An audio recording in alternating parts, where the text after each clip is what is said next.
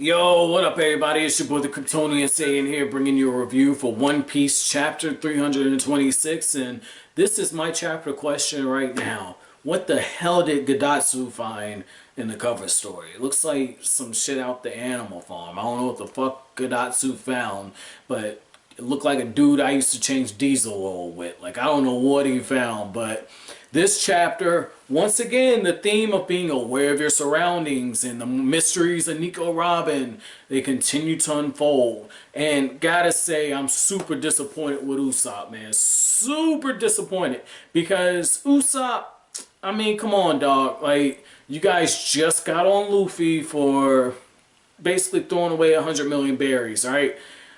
After you guys finish the very quick negotiations with Iceberg, you leave two briefcases with 100 million berries apiece right there, and you get it pickpocketed and stolen from you. Like, what the hell? Luffy, I could understand that, okay? Usopp, I would think better at this point. And the reason why I'm disappointed in Usopp is that ship.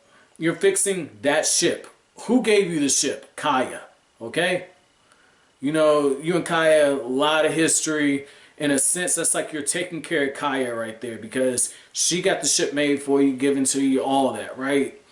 And it's respectful to just fix it up just based off of the bond you two have. And so knowing that those funds are going towards it, very disappointed in the fact that Usopp did that, man. Very, very disappointed. Now, the other thing is I like the whole comedy aspect where one of Iceberg's shipwrights ends up capturing the bounty hunters that Zoro had just, fended off.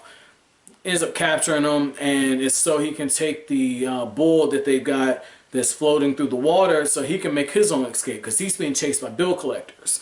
And Usopp says, "Hey, can you give us our money back?" And the guy looks, he's like, "Oh, wow, thank you." And throws up the deuces, and he's gone. And that's how the chapter ends. And I like seeing that simply for the fact that what we're seeing is Luffy and the only idiot on there. And I might have to start something separate and say, Usopp, you big dummy, okay? Now, the other thing in this chapter I talked about was the mysteries of Nico Robin. And they definitely continue to unfold. Looks like my prognostication earlier was right, because we are getting more about Nico Robin. We're getting a setup, because as Sanji's kind of floating through and he's just daydreaming like, man, I could probably take Robin and Nami on something like this. Moonlight, have the carriage being drawn or the bull, and have flowers in each hand. Like, Sanji's thinking of like a way to just, he's trying to have a menage a trois, okay? Like, I see what he's doing. Like, he's trying to get it in with both of them, man. So I see what Sanji's going at, and that's when he gets, told like, hey, stop with the creepy expression. It's because it's another woman. So Sanji, being the super simp that he is, he's like, oh, it's a woman. What are you selling? I'll buy it. So he's, walking through the city at this point on one of the canals, like the little streets, and he sees Robin. He's like, oh, Robin, come here, Robin. And somehow Robin goes missing, and it looks like she was walking towards that person who was right there with her. And I'm really curious to know where that one's going, because I don't know who that is. But definitely there's some type of connection with Robin and the CP9. Huge connection. Not sure how Oda's having this set up or how he's going to incorporate the Straw Hats, but it really looks like he's had Robin ditch Chopper, okay? And that in itself is dangerous, because, Chopper, in the last chapter, he was, walking as a reindeer, talking, freak people out. He went into his human form. And what ended up happening is they're looking like, what type of costume are you in? And that's when Chopper's like, oh, I'm just in my human costume. And it's just like, so again, that in itself is dangerous, because, Chopper, he's blind to the world at this point. We don't know what the hell Chopper could get himself into. Now, the other thing about that is she's once again dodged a crew member.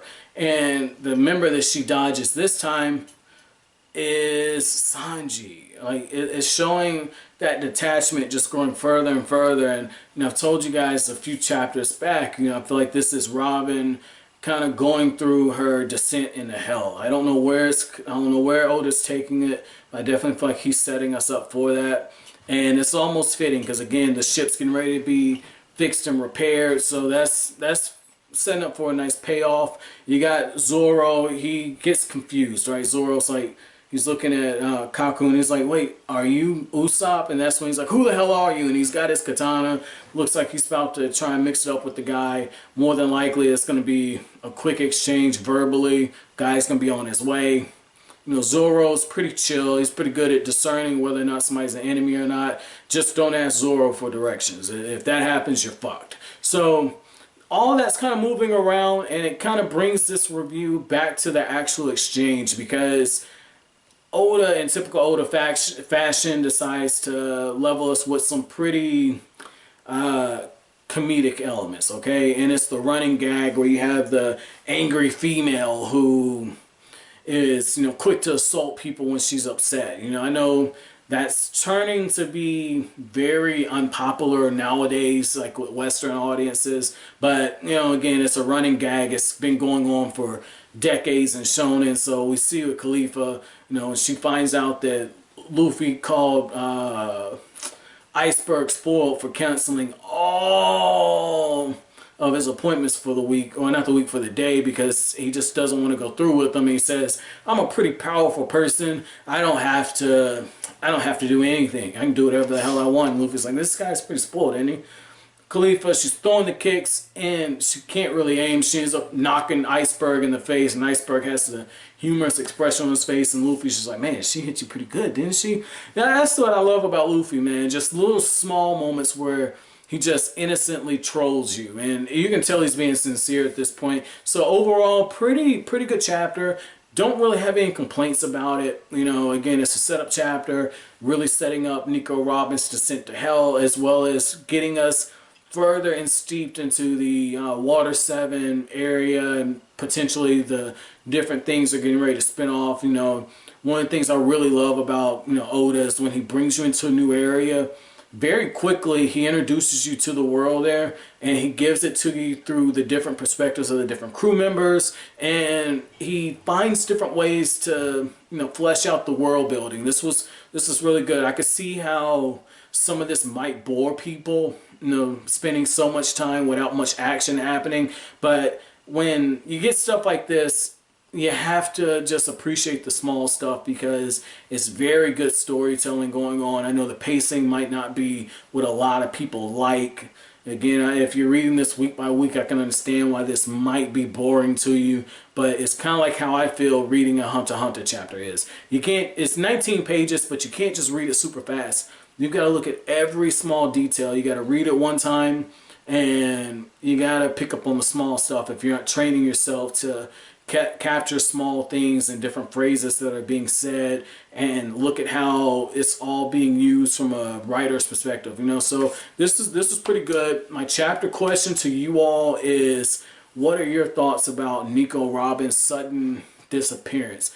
When you got to this point, did you think something was going on? Obviously, we know something's going on with her, but did you think that maybe Nami, that all on part thing, that's what we're kind of getting, like a rehashing of something like that, where we get somebody from Robin's past who has something over, like how Arlong did, where you're kind of making that connection. But as always, guys, if you're new, make sure to subscribe. Don't forget to hit that like button, because it really helps out the channel.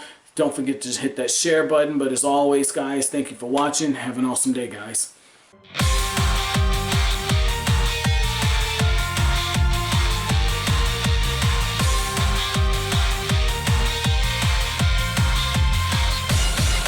Are you